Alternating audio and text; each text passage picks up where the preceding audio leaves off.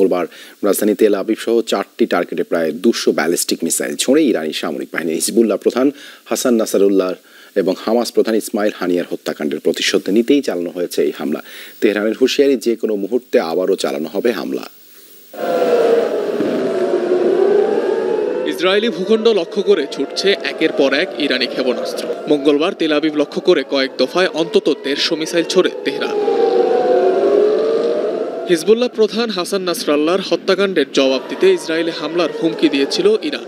সেই প্রতিশোধ নিতেই এবার পাল্টা হামলা চালালো ইরান। জর্ডান পশ্চিম তীর জেরুজালেম পার হয়ে এসব ব্যালিস্টিক ক্ষেপণাস্ত্র পৌঁছায় ইসরায়েলে। হামলার কথা স্বীকার করেছে তেহরান তেল আবিব দুপক্ষই। আন্তর্জাতিক বিভিন্ন গণমাধ্যম বলছে বেশ কিছু ক্ষেপণাস্ত্র বিস্ফোরিত হয়েছে ইসরায়েলের নানা স্থানে। তেহরানের হুঁশিয়ারি, এখানেই শেষ নয়, আরও হামলা করা হবে ইসরায়েলি ভূখণ্ড জুড়ে।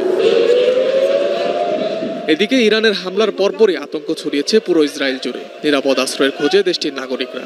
দেশ জুড়ে জারি করা হয়েছে সতর্কতা। আকাশসীমা বন্ধ ঘোষণা করেছে জর্ডান সহ বেশ কয়েকটি দেশ। স্থগিত করা হয়েছে ইসরায়েল থেকে সব ফ্লাইট। প্রিয় নাগরিকবৃন্দ, কিছুক্ষণ আগে ইরান থেকে ইসরায়েলের ভূখণ্ডে ক্ষেপণাস্ত্র নিক্ষেপ করা হয়েছে। আপনাদের সতর্ক থাকতে বলা হয়েছে এবং হোম ফ্রন্ট কমান্ডের নির্দেশনা অনুসরণ করতে বলা হয়েছে। গত কয়েক মিনিটে হোম ফ্রন্ট কমান্ড আপনার মোবাইল ফোনে কিছু বার্তা পাঠিয়েছে যা আপনাকে নিরাপদ আশ্রয় সম্পর্কে ধারণা দেবে।